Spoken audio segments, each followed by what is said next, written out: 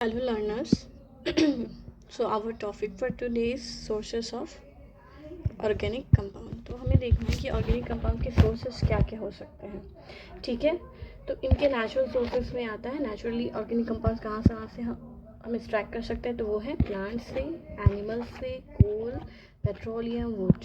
ये कुछ ऐसे सोर्सेस है जहाँ से बेसिकली हम लोग ऑर्गेनिक कंपाउंड को ऑब्टेन कर सकते हैं।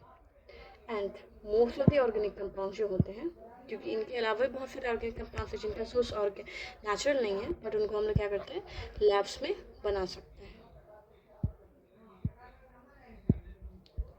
नेक्स्ट हमारा टॉपिक है unique nature of carbon atom.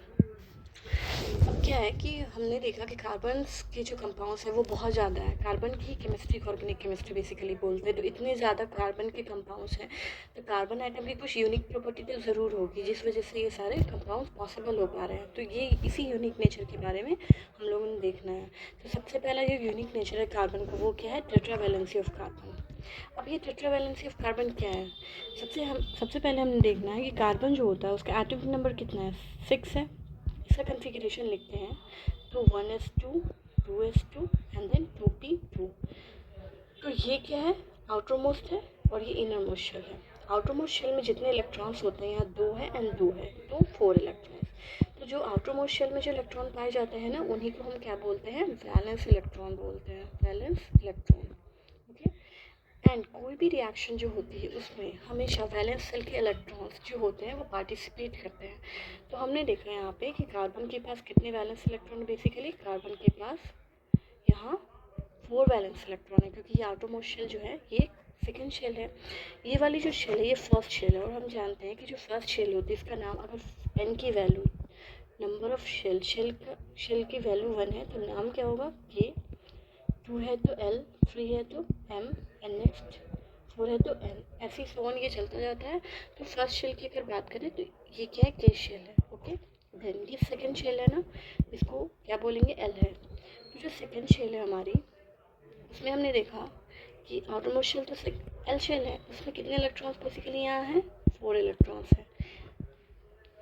इसका रिप्रेजेंटेशन ऐसे भी हम कर सकते हैं शेल्स के फॉर्म में 2 एंड 4। इनर शेल में 2 इलेक्ट्रॉन्स, आउटरमोस्ट में 4 इलेक्ट्रॉन्स। तो ये क्योंकि आउटरमोस्ट शेल में कार्बन के पास 4 इलेक्ट्रॉन्स है, इसीलिए कार्बन क्या होगा, उसकी वैलेंसी 4 है। वैलेंसी क्या होती है, ये हमें जानना है। किसी भी एटम्स की जो कंबाइनिंग कैपेसिटी होती है उसी को क्या बोलते हैं, कंबाइनिंग कैपेसिटी जो होती है किसी एटम की, उसी को क्या बोला जाता है, उसी को बोलते हैं हम वैलेंसी।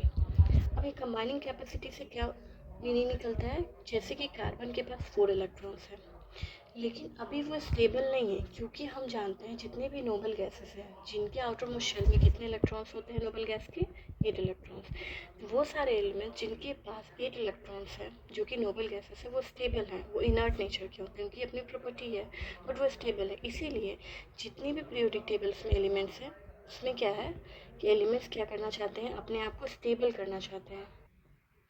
एलिमेंट्स अपने आप को स्टेबल करना चाहते हैं, और स्टेबल होने का एक ही तरीका है, वो क्या करें, नोबल के गैसेस के जैसे दिखने की कोशिश करें। जैसे होता है ना कि हम अभी पढ़ रहे हैं तो हम लोग किसी के जैसे बनना चाहते हैं, जैसे कि कोई डॉक्टर बनना चाहता है, इंजीनियर बनना चाहता है। क्यों ऐसा होता है, क्योंकि वो स्टेबल होना चाहते हैं। वैसे ही जितने भी एलिमेंट्स हैं वो स्टेबल होना चाहते हैं। तो स्टेबल होने के लिए उनके पास रेफरेंस क्या है, वो किसके जैसा बनना चाहते हैं, they want to become like noble gases. और उनको अचीव करने के लिए, नोबल गैसेस के जैसे दिखने के लिए उनको चाहिए 8 इलेक्ट्रॉन्स उनके आउटरमोस्ट शेल में।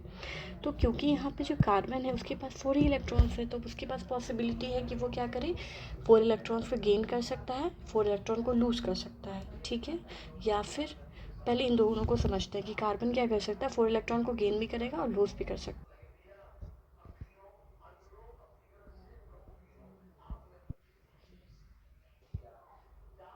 कार्बन की वैलेंसी ना 4 है, तो कार्बन की वैलेंसी 4 है, क्यों, कंबाइनिंग कैपेसिटी। तो कार्बन के पास कितने और इलेक्ट्रॉन अवेलेबल हैं जिससे वो कंबाइन कर सकता है, जिससे वो नोबल गैस के जैसे दिख सकता है।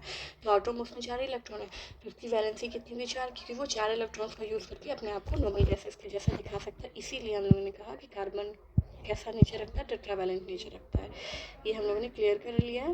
नेक्स्ट क्या है, क्या लिखा है मैंने, carbon has 4 electrons in its valence shell, so its can form 4 covalent bond, क्योंकि उसके आउटर मोस्ट शेल में 4 इलेक्ट्रॉन्स है तो वो शेयर करके 4 कोवेलेंट बॉन्ड बना सकता है।